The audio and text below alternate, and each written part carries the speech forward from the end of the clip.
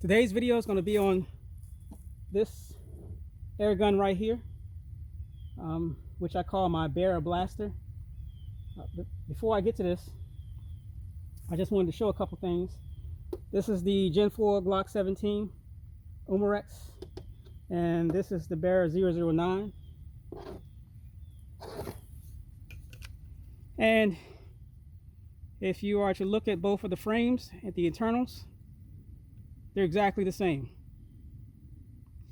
This being the Barra on the right, the Umarex on the left, identical. The only difference is the Barra here has the actuator here for the full auto.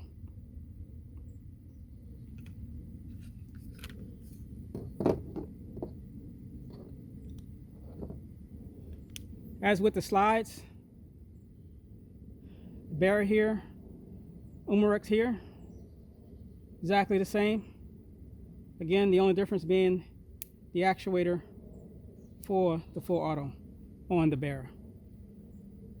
But they're identical pistols.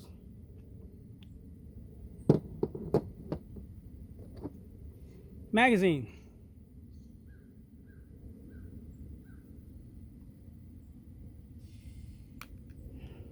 This being the Barra minus the Glock emblem, and the Barra does not have the Glock removable base plate.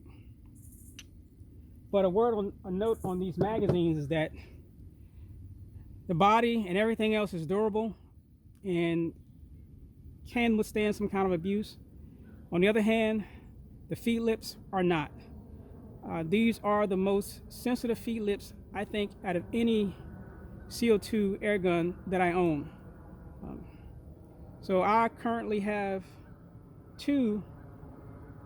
So far, I should say, none of my Glock magazines are bad, but I have two Barra magazines that the feed lips are bad, and you can tell because it'll jam up or it'll want to load 2 BBs or something like that still.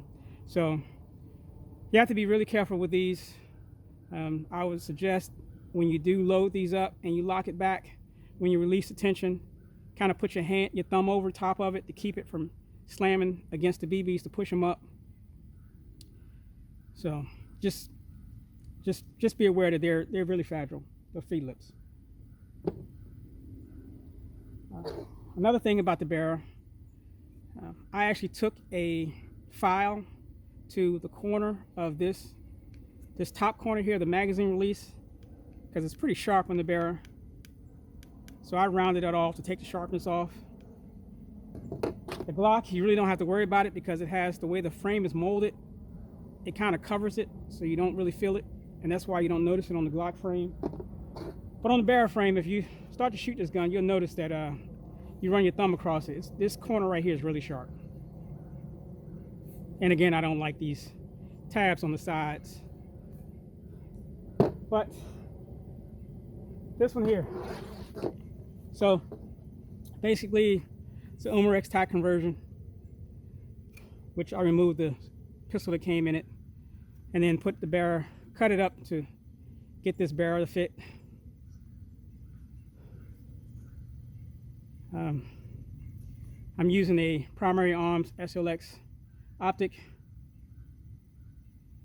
For charging handle, I'm using the Command Arms Gen 1 MCK charging handle, which you can see I cut it to fit over the selector. And it's ambi, it's on both sides.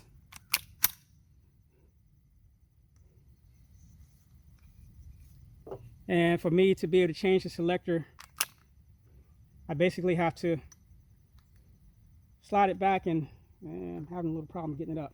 But slide it back and twist this up somehow, which is not coming up right now. But give me a second.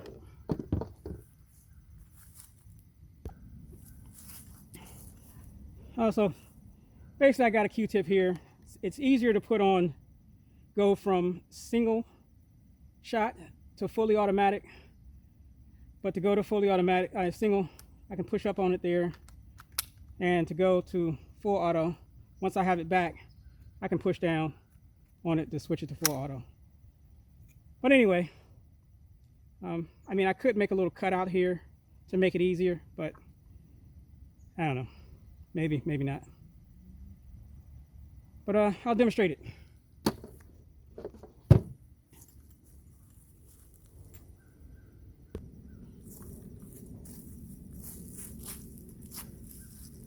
So I have this set to semi-auto right now, and I have a Glock magazine, and hopefully this thing doesn't call me a liar, but I'm going to see if this works with the Glock magazine on semi-auto.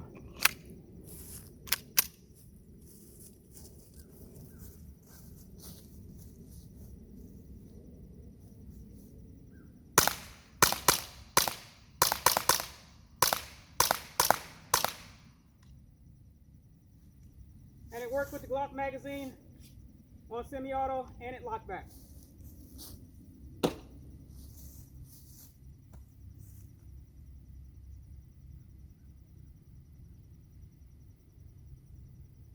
But now for its real test.